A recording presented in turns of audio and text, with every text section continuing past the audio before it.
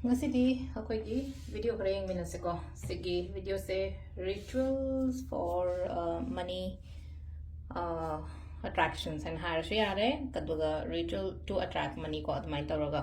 ado si akona money manifestations kumba tawbu matam da ko haidi any kind of ritual taw matam da haidi candles kumba kai gumba ama hana churaga adum thambiyo ko candles e khoi gi no haidi money gi tawdoni na haidi khoi green candle gumba kai gumba admai lawre ko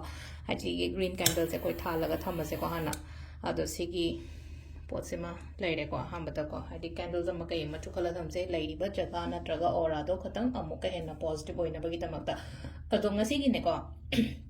akogi money keno se ko money ritual se ko mai tawga da hadi पल्लगा लेबा पैसागुंबा लाई लेना को हयेंग हंचित हाइना तौरगा खोलगा लेबो तारगदि को definitely तौबियो को सि पोचे share सु तौबियो साइ लाकदोरिबा पिरकदोरिबा मी दुसु share तौ कयुन हाय मतन मासु कछु तोनिंगम पोतेबा पैसा याम सेंगना हाय कदि मी पैसा तोन बाइसुबो हादि नुंगाइ पोना तेना हादि मासु वे थिरम दोइनेबा सोइदना कमाइना सिंगे खोटके हा सिंगनि खोनि हाबे अदुना हादि वीडियो से दुम मंगोन मसादु थाजन बियो बदुम हादि मासु सिगी रिचुअल से तौरगा मंगोन द कतंग पॉजिटिविटी क्रिएट तौरगा दि हादि मंगोन दसु लंबी तो हांगइदना को aduna haidi ai khatang khangjenge ai khatang keno tawge haibagi mohutta leina ko adi ngasai pirakador lakador mi tu hadi masal tokjasu no bosi potse ko ado kai kai no kwai first ko khona si se khwai gi ai ani ohum kadang share tor ke ko ani hum mari gumba khangde kya oi do no ko ado si de kai no ne koi gi quick cash flow ki damakta ne quick cash flow haragati 3 days 7 days kaina ga dum toy ko hadi believe tawraga dina jai je ko numi humni numi tare ni gi manung da ko ado ga khollai ju khoiram ba matam je aina simple prayer taw do simple prayer taw matam se ko icham cham na leina ko ai gi hojik la ka dori paisa se sigi numi si phaw manung da la han biu ko haina du mai taro khoiram ba horen mai je tha ba hora kan mai khu do ai tar ko ngasai ya khoi mai khu je ai rum da ha pe isana dum haijan jo ba isana haijan ba ha ga ding ngasai mai khu do ai body da phawon bai tar ko hading sai chatkina ba phatawdi ke nga myam do chatkina ba tar ko sai ye phigi smoke to ko adu se da taw godab se kai kai no hai kan ja ham badai na se da hap to se cinnamon stick le ko do se da cinnamon stick le re i chafu manung da hadi le bagi keno gumba da thabi ra su yai ko ka su kai de ko chafu manung da le re sain tar ko chafu manung do sai de open kenom da or sai ka su kai de ko next simple ko bay leaf ko bay leaf एकदम आई थुदे एकदम half के कैसु काय दे को हादि burn तो गदब ओय बनिना को bay leaf से लेरे को नेक्स्ट चारकोल को हादि खोगी मैतान से को मैतान म सो हाप से अदुगा सिसिना खोगी जयफल हैना हाइब तो को से लेरे को जयफल से तुम बाजार के जुम फंग मने को से इंग्लिश था नटमेग kana हायर को जयफल से अमा खतंग हाप से को जयफल अहोम लेरे को से ले से को अदुगा साइगी ऐना हाइजगी बदो अमा केनो लेरे को खोगी करी करी मैतान अमा को माने तोरगा हैपे येंग से को से दा सिसे बर्न तो से बसी की पोट में हमसे को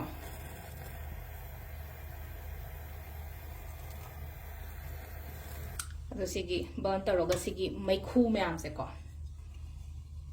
मैखू से हाइदोक तोने बा हाइदोक पचु तोरनी अदुगा इशारोम दसु लेनो को कोइना मै ओक्थोपगी टाइपता अमाइना गुम्बा तोबिदोने को सिदा अदो सिगी पोट से ngatam aina simple prayer gumba kai gumba aina ningjo ba sigi pot simple prayer means aingonda hojik aigi lakadori ba khoskadori ba chu ma'am se nime humni sida nime tare ni sigi manung da lakpo oire kaina sum khan bado mai taro ko mekhu se loen ko hadi sigi de hadi gorong tha doina te ko hadi simaina hai tar mekhu se keno thon bidoine ko ngasai na keno ha khri do ma ka chakol maitan ma ha khri do maitan se dum mekhu do keno taraga leidana ko ada sid leidi mekhu se dum hadi hai petang isharom da su okthok pire na ko aduga pham ga su ngatang leina ko pham ga simple short prayer na har se ba like khoiram jabo do khoina khoirambagi like khoirambagi niyom kamaina khoiram doino mi khoiramba khona ba loina khenai na ko alo sida isana ina khoiram ga dabse kai no ha no ha matam sida particular oina ha tar ko sigi jaga sidagi laktoi ne haraga di ko particular oina sigi jaga sidai laktoi ne haraga di adugi pot tu phau da leino ko hadi maming pallaga kholaga hari sidagi la e ha na mai tar ga khanbi ba ko silai se ko aduna sida simale ko ahan bagi ritual se me khu se definitely ai room side to ko hadi ai isha room side tagi loino opthok piro ko si le ko ahan bagi ritual se koina tawadab se ko hadi lebaki chapuna traga su lebaki keno kambi gumba kai gumba da tawr se ko sima to piro ko aduga si se adum u makhong gumba pambi makhong gumba da kai gumba da haijan bigra se ko first ritual ko hadi quick cash flow gi da makta ko sima le second so haijara ge ko mam da ꯃꯊꯪꯗꯅ ꯍꯥꯏꯗꯤ green candle ꯀꯣ green candle ꯁꯦ ꯑꯩꯈꯣꯏꯅ ꯁꯨꯃꯥꯏꯅ ꯑꯁꯥꯡꯕꯁꯨ ꯑꯗꯨꯝ ꯊꯣꯛꯏꯅꯀꯣ ꯃꯅꯤꯄꯨꯔꯗ ꯁꯤꯒꯨꯝꯕ ꯁꯤꯃꯛ ꯅꯠꯇ꯭ꯔꯁꯨ ꯌꯥꯏꯀꯣ green candle ꯁꯤꯗ ꯍꯥꯏꯔꯁꯤꯅꯀꯣ ꯏꯆꯝ ꯆꯝꯅ ꯑꯩꯈꯣꯏ ꯁꯤꯒꯤ ꯀꯦꯟꯗꯜꯁꯀꯤ ꯀꯩꯅꯣꯅꯦꯅ ꯈꯜꯂꯁꯦ ꯃꯁꯥꯅꯦꯅ ꯈꯜꯂꯁꯦꯕ ꯁꯤꯁꯦꯀꯣ ꯀꯦꯟꯗꯜꯒꯤ ꯃꯁꯥꯁꯤꯗ ꯉꯁꯥꯏꯒꯤ ꯄꯩꯁꯥꯒꯤ ꯁꯤꯝꯕꯜꯁꯦ ꯁꯨꯃꯥꯏꯅ ꯏꯕ ꯍꯥꯏꯇꯥꯔꯦꯀꯣ ꯄꯩꯁꯥꯒꯤ ꯔꯨꯄꯤꯁꯀꯤ ꯁꯤꯝꯕꯜꯁꯦꯀꯣ ꯔꯨꯄꯤꯁꯀꯤ ꯁꯤꯝꯕꯜ ꯏꯔꯁꯨ ꯌꯥꯏꯀꯣ ꯁꯨꯃꯥꯏꯅ ꯑꯩꯈꯣꯏꯅ ꯍꯥꯏꯗꯤ ꯔꯨꯄꯤꯁꯀꯤ ꯍꯥꯏꯗꯤ ꯗꯣꯂꯔ ꯁꯤꯝꯕꯜ ꯍꯥꯏꯔꯒꯗꯤ ꯑꯩꯈꯣꯏꯅ ꯑꯦꯁꯀ ꯏꯔꯒ ꯁꯨꯃꯥꯏꯅ ꯇꯧꯔꯤꯅꯀꯣ ꯑꯗꯣ ꯑꯩꯈꯣꯏꯗꯤ ꯆꯠꯅꯔꯤꯕ ꯀꯩꯅꯣꯁꯦ ꯍꯥꯏꯗꯤ ꯔꯨꯄꯤꯁꯀꯤ ꯁꯤꯝꯕꯜꯁꯦ ꯑꯩꯈꯣꯏꯗꯤ ꯔꯨꯄꯤ ꯁꯤꯝꯕꯜ ꯆꯠꯅꯕꯅꯦ ꯔꯨꯄꯤ ꯁꯤꯝꯕꯜ ꯑꯃ ꯏꯔꯅꯤꯀꯣ ꯄꯩꯁꯥ ꯃꯁꯤꯡ ꯀꯥꯏꯅꯒ ꯍꯥꯏꯔꯁꯦꯕꯀꯣ ꯑꯩꯅ ꯍꯧꯖꯤꯛ ꯑꯩꯒꯤ ꯗꯔꯀꯥꯔ ꯑꯣꯏꯕ ꯄꯩꯁꯥ ꯃꯁꯤꯡꯗꯣ ꯏꯔꯁꯦꯀꯣ 2 3 4 5 6 7 ꯀꯣ ꯋꯥꯇꯦꯕꯔ ꯑꯩꯒꯤ ꯀꯩꯅꯣ ꯇꯧꯅꯤꯡꯉꯦꯕ ꯈꯣꯠꯅꯤꯡꯉꯦꯕꯗꯣ ꯍꯥꯏꯇꯥꯔꯦꯀꯣ ꯁꯤꯗ ꯏꯁꯦꯀꯣ ꯄꯩꯁꯥ ꯃꯁꯤꯡ ꯏꯔꯦꯕ ꯁꯤꯗ ꯍꯥꯏꯗꯤ ꯁꯝꯋꯦꯔ ꯑꯔꯥꯎꯟ ꯍꯥꯏꯗꯤ ꯑꯩꯅ ꯇꯥꯟꯕ ꯉꯝꯒꯅꯤ ꯑꯩꯉꯣꯟꯗ ꯂꯥꯛꯀꯅꯤ ꯈꯣꯠꯀꯅꯤ ꯍꯥꯏꯅ ꯈꯟꯕꯗꯣ ꯑꯗꯨꯗꯨꯃ ꯂꯩꯔꯦꯀꯣ ꯑꯗꯨꯒ ꯁꯤꯗ ꯇꯧꯗꯣꯏꯁꯦ ꯀꯃꯥꯏꯅꯅꯣ ꯍꯥꯏ ꯀꯥꯟꯁꯤꯗ ꯁꯤ ꯀꯥꯟꯁꯤꯗ ꯑꯩꯈꯣꯏꯅ ꯀꯣꯏꯟꯁ ꯈꯔ ꯄꯥꯏꯔꯅꯤꯀꯣ ꯀꯣꯏꯟꯁꯦ ꯑꯩ ꯍꯥꯟꯅ ꯂꯧꯊꯣꯛꯍꯧꯗ꯭ꯔꯦ ꯂꯧꯊꯣꯛꯀꯦ ꯀꯣꯏꯟꯁꯦ ꯑꯗꯨꯝ ꯆꯪ ꯇꯥꯍꯜꯂꯒꯀꯣ 3 ꯅꯠꯇ꯭ꯔꯒ ꯑꯩꯈꯣꯏꯒꯤ 5ꯒꯨꯝꯕ ꯀꯩꯒꯨꯝꯕ ꯍꯥꯏꯔꯁꯤꯅꯦꯀꯣ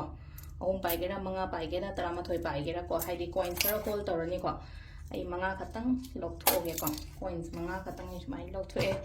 ꯑꯗꯨꯒ ꯀꯦꯟꯗꯜꯁꯦ ꯊꯥꯜꯂꯅꯤꯀꯣ ꯀꯦꯟꯗꯜꯁꯦ ꯑꯩ ꯀꯦꯟꯗꯜꯁꯦ ꯊꯥꯜꯂꯒ ꯍꯥꯏꯗꯤ ꯁꯤꯝꯄꯜ ꯀꯩꯅꯣ ꯑꯃ ꯁꯤꯗꯁꯨ ꯆꯞ ꯃꯥꯟꯅꯅꯀꯣ ꯁꯤꯝꯄꯜ ꯄ꯭ꯔꯦꯌꯔ ꯑꯃ ꯑꯩꯈꯣꯏ ꯍꯥꯏꯁꯦꯕ ꯍꯥꯏꯐꯦꯠꯇꯪ ꯁꯤꯗꯁꯨꯀꯣ ꯀꯩꯅꯣ ꯍꯥꯏꯕꯗꯣꯀꯣ ꯁꯤꯝꯄꯜ ꯄ꯭ꯔꯦꯌꯔ ꯍꯥꯏꯔꯁꯨ ꯀꯩꯅꯣ ꯇꯧꯕ ꯌꯥꯗ꯭ꯔꯦ ꯆꯨꯕ ꯌꯥꯗ꯭ꯔꯦ ꯁꯤ ꯂꯩꯔꯦꯀꯣ ꯍꯥꯏꯗꯤ ꯀꯦꯟꯗꯜꯁꯦ ꯁꯤꯗ ꯑꯣꯜꯔꯦꯗꯤ ꯉꯁꯥꯏꯒꯤ ꯑꯍꯥꯟꯕꯒꯤ ꯑꯩꯈꯣꯏꯅ ꯑꯇꯣꯞꯄ ꯔꯤꯆꯨꯋꯦꯜꯗ ꯇꯧꯈꯤꯕꯩ ꯇꯧꯔꯦꯅꯀꯣ ꯁꯤꯗꯅ ꯑꯃꯨꯛ ꯂꯩꯅꯀꯣ ꯍꯥꯏꯗꯤ ꯁꯤꯗ ꯑꯩꯈꯣꯏꯅ ꯀꯦꯟꯗꯜꯁꯦ ꯊꯥꯜꯂꯦ ꯑꯗꯨꯒ ꯄꯩꯁꯥꯁꯦ ꯄꯥꯏꯔꯅꯤꯀꯣ ꯄꯩꯁꯥꯁꯦ ꯍꯣꯜ ꯇꯧꯔꯅꯤꯅꯀꯣ ꯑꯗꯨꯒ ꯑꯩꯅ ꯍꯥꯏꯒꯗꯕꯁꯤꯅ ꯀꯩꯅꯣ ꯍꯥꯏ ꯀꯥꯟꯁꯤꯗ I attract ꯀꯣ ꯍꯥꯏꯗꯤ I attract ꯍꯥꯏꯗꯤ ꯆꯤꯡꯁꯤꯜꯂꯛꯄꯗꯣꯏꯅꯀꯣ I attract well opportunities and prosperity ꯀꯣ ꯁꯨꯃꯥꯏꯅ ꯇꯧꯔꯒ ꯍꯥꯏꯇꯥꯔꯦꯀꯣ ꯑꯩꯉꯣꯟꯗ ꯍꯧꯖꯤꯛ ꯂꯟ ꯊꯨꯝ ꯈꯨꯗꯣꯡꯆꯥꯕ ꯑꯗꯒꯤ ꯄꯩꯁꯥ ꯅꯨꯡꯁꯥ ꯍꯥꯏꯗꯤ ꯑꯦꯇ꯭ꯔꯦꯛ ꯇꯧꯋꯦ ꯑꯩꯉꯣꯟꯗ ꯂꯣꯏ ꯆꯤꯡꯁꯤꯜꯂꯛꯑꯦꯅ ꯍꯥꯏꯅ ꯑꯗꯨꯝ ꯑꯩꯈꯣꯏ ꯃꯩꯇꯩꯔꯣꯟꯗ ꯍꯥꯏꯖꯔꯁꯨ ꯏꯪꯂꯤꯁꯇ ꯍꯥꯏꯔꯒꯅ I attract well opportunities and prosperity ꯑꯅ ꯍꯥꯏꯔꯦꯀꯣ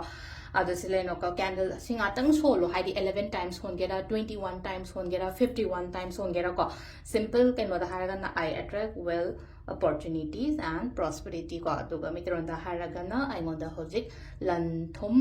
ꯈꯨꯗꯣꯡꯆꯥꯕ ꯃꯌꯥꯝ ꯑꯃ ꯑꯩꯉꯣꯟꯗ ꯆꯤꯡꯁꯤꯜꯂꯛꯑꯦ ꯅꯠꯇ꯭ꯔꯒ ꯂꯥꯛꯑꯦ ꯍꯥꯏꯅꯀꯣ ꯑꯩꯈꯣꯏꯒꯤ ꯂꯣꯟꯗ ꯑꯗꯨꯝ ꯑꯩꯈꯣꯏꯅ ꯑꯩꯅ ꯀꯩꯅꯣ ꯀꯝꯐꯔꯇꯦꯕꯜ ꯑꯣꯏꯕ ꯃꯑꯣꯡꯗ ꯑꯗꯨꯝ ꯍꯥꯏꯖꯔꯁꯨ ꯀꯩꯁꯨꯕꯨꯗꯤ ꯀꯥꯏꯗꯦꯀꯣ ꯀꯣꯏꯟꯁꯦ ꯄꯥꯏꯔꯒ ꯉꯥꯛꯇꯪ ꯐꯝꯃꯒꯀꯣ ꯅꯦꯅꯥ ꯇꯥꯅ ꯑꯇꯣꯞꯄ ꯋꯥꯈꯜ ꯀꯩꯝ ꯈꯟꯒꯅꯣꯀꯣ ꯑꯗꯨꯒ ꯁꯤꯒꯤ ꯄꯩꯁꯥꯁꯦ ꯑꯩꯒꯤ ꯄꯔꯁꯇ ꯌꯥꯎꯖꯁꯅꯨꯕ ꯀꯣꯏꯟꯁ ꯈꯔꯁꯦ ꯍꯥꯏꯗꯤ ꯄꯩꯁꯥ ꯑꯆꯧꯕ ꯅꯠꯇꯦꯀꯣ ꯀꯣꯏꯟꯁ ꯈꯔ ꯈꯛꯇꯪꯁꯦ ꯂꯩꯅꯀꯣ ꯁꯤꯃꯁꯨ ꯇꯧꯕ ꯌꯥꯔꯦꯀꯣ ꯑꯩꯈꯣꯏꯅ ꯁꯦ ꯀꯩꯅꯣ ꯑꯣꯏꯅ ꯍꯥꯏꯗ ꯀꯦꯟꯗꯜꯁꯦ ꯃꯨꯠꯊꯠꯂꯣꯏꯁꯤꯀꯣ ꯀꯦꯟꯗꯜꯁꯦ ꯃꯨꯠꯊꯠꯂꯣꯏꯁꯤꯀꯣ ꯍꯥꯏꯔꯒꯗꯤ ꯑꯩꯁꯤꯗ ꯁꯨꯝ ꯑꯩꯁꯨ ꯇꯧꯔꯒꯦꯕ ꯁꯤꯁꯦꯀꯣ ꯍꯥꯏꯗꯤ 13 ꯔꯛꯇꯪ ꯍꯥꯏꯔꯦꯀꯣ I attract well opportunities and prosperity ꯀꯣ ꯑꯩꯒ ꯑꯗꯨꯝ ꯇꯧꯃꯤꯟꯅꯔꯁꯨ ꯌꯥꯔꯦꯀꯣ I attract well opportunities and prosperity I attract well opportunities and prosperity I attract well opportunities and prosperity ko I attract well opportunity and prosperity ko I attract well opportunities and prosperity I attract well opportunities and prosperity I attract well opportunities and prosperity I attract well opportunities and prosperity I attract well opportunities and prosperity I attract well opportunities and prosperity ko 13 ꯔꯛ ꯁꯨꯒꯔꯦꯀꯣ ꯑꯗꯣ ꯁꯤꯒꯤ ꯄꯩꯁꯥꯁꯦ ꯑꯩꯁꯨ ꯑꯗꯨꯝ ꯀꯩꯅꯣ video ꯁꯦꯝꯕ ꯈꯛꯇꯪꯒꯤ ꯋꯥ ꯅꯠꯇꯕꯩꯗꯀꯣ ꯁꯤ ꯄꯩꯁꯥꯁꯦ ꯑꯩꯒꯤ ꯄꯔꯁꯇ ꯑꯗꯨꯝ ꯍꯥꯞꯄꯒꯦ ꯁꯤꯃꯁꯨ ꯂꯩꯔꯦꯀꯣ ꯀꯦꯟꯗꯜꯁꯦ ꯀꯩꯅꯣ ꯇꯧꯖꯔꯁꯅꯨ ꯑꯗꯨꯝ ꯆꯥꯛꯆꯔꯁꯅꯨꯀꯣ ꯑꯗꯨꯝ ꯊꯝꯃꯒꯦ ꯁꯥꯏꯗ ꯑꯗꯨꯝ ꯀꯦꯟꯗꯜꯁꯦ ꯑꯗꯨꯝ ꯃꯁꯥ ꯃꯊꯟꯇ ꯃꯨꯠꯆꯅꯕꯀꯣ ꯑꯗꯨꯒ ꯂꯥꯁꯇ ꯕꯦ ꯂꯤꯐ ꯑꯃꯁꯨ ꯇꯧꯁꯦꯀꯣ ꯕꯦ ꯂꯤꯐ ꯀꯣ ꯕꯦ ꯂꯤꯐꯁꯤꯅ ꯍꯥꯏꯗꯤ ꯀꯃꯥꯏꯅꯅꯣ ꯍꯥꯏꯕ ꯀꯥꯟꯁꯤꯗ ꯑꯩꯈꯣꯏꯒꯤꯀꯣ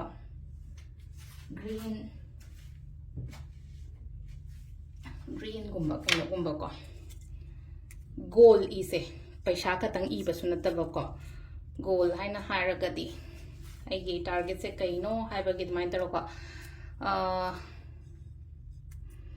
ꯁꯛꯁꯦꯁ ꯍꯥꯏꯅ ꯍꯥꯏꯔꯁꯤꯅꯦꯀꯣ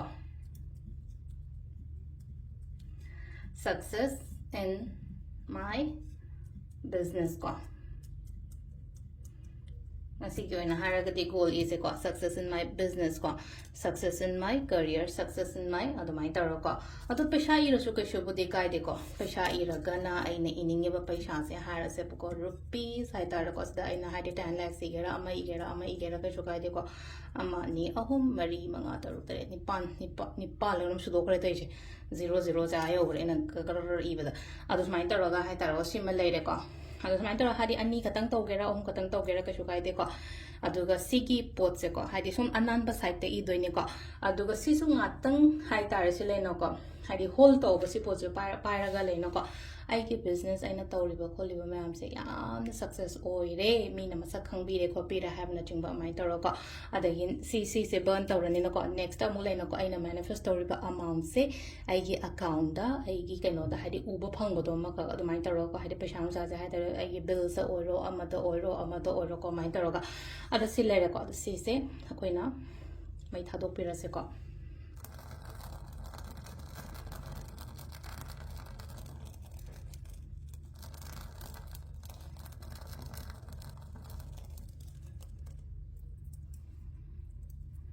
ꯃꯈꯥꯗ ꯑꯩꯅ ꯐꯤꯁꯦ ꯆꯥꯛꯀꯗ꯭ꯔꯥ ꯍꯥꯏꯅ ꯑꯩꯅ ꯗꯥꯏꯔꯦꯛ ꯊꯥꯗ꯭ꯔꯦ ꯁꯨꯃꯥꯏꯅ ꯊꯝꯃꯒ ꯑꯣꯏꯅ ꯇꯧꯔꯒꯦ ꯄꯨꯔꯥ ꯆꯥꯛꯍꯜꯂꯣꯀꯣ ꯁꯤ ꯄꯣꯠꯁꯤꯃꯀꯣ ꯁꯤ ꯂꯩꯔꯦꯀꯣ ꯑꯗꯨꯒ ꯑꯍꯥꯟꯕ ꯁꯤꯁꯤꯅ ꯑꯩꯒꯤ ꯉꯁꯥꯏ ꯀꯩꯅꯣ ꯏꯈꯤꯕꯗꯣ ꯂꯩꯔꯦꯀꯣ ꯒꯣꯜ ꯏꯈꯤꯕꯗꯣ ꯅꯦꯛꯁꯀꯤꯁꯤꯅ ꯄꯩꯁꯥ ꯃꯁꯤꯡ ꯂꯩꯔꯦꯀꯣ ꯑꯩꯅ ꯏꯔꯤꯕ ꯄꯩꯁꯥ ꯃꯁꯤꯡꯁꯦꯀꯣ ꯕꯦꯂꯤꯐ ꯔꯤꯆꯨꯋꯦꯜꯁꯦ ꯌꯥꯝ ꯊꯥꯖꯅ ꯇꯧꯀꯣ ꯃꯊꯧ ꯇꯧꯕꯅꯦ ꯊꯥꯖꯗ꯭ꯔꯒꯗꯤ ꯇꯧꯒꯅꯨ ꯀꯩꯝꯇ ꯋꯔꯛ ꯇꯧꯔꯣꯏꯀꯣ ꯑꯗꯣ ꯁꯤꯗ ꯂꯩꯔꯦ ꯉꯁꯤꯒꯤ ꯑꯣꯏꯅ ꯑꯩꯈꯣꯏꯅ ꯀꯩꯅꯣꯀꯣ ꯀ꯭ꯋꯤꯛ ꯀꯦꯁ ꯐ꯭ꯂꯣ ꯀꯣ ꯑꯗꯨꯒ ꯑꯒꯦꯟ ꯔꯤꯆꯨꯋꯦꯜ ꯇꯨ ꯑꯇ꯭ꯔꯦꯛ ꯃꯅꯤꯒꯤ ꯑꯗꯨꯃꯥꯏꯅ ꯇꯧꯔꯒ ꯚꯤꯗꯤꯑꯣ ꯃꯆꯥ ꯑꯃꯀꯣ ꯃꯈꯥꯗ ꯚꯤꯗꯤꯑꯣꯁ ꯑꯃꯨꯛ ꯀꯣꯟꯅ ꯑꯗꯨꯝ ꯌꯦꯡꯃꯤꯟꯅꯔꯁꯦ ꯀꯣ ꯑꯩ ꯈꯤꯇꯪ ꯆꯤꯜꯂꯦ ꯑꯗꯣ ꯇꯞ ꯇꯞꯅ ꯑꯗꯨꯝ ꯚꯤꯗꯤꯑꯣꯁ ꯑꯗꯨꯝ ꯍꯥꯞꯆꯔꯛꯀꯦꯀꯣ ꯃꯌꯥꯝꯒꯤꯗꯃꯛꯇ ꯊꯦꯡꯛ ꯌꯨ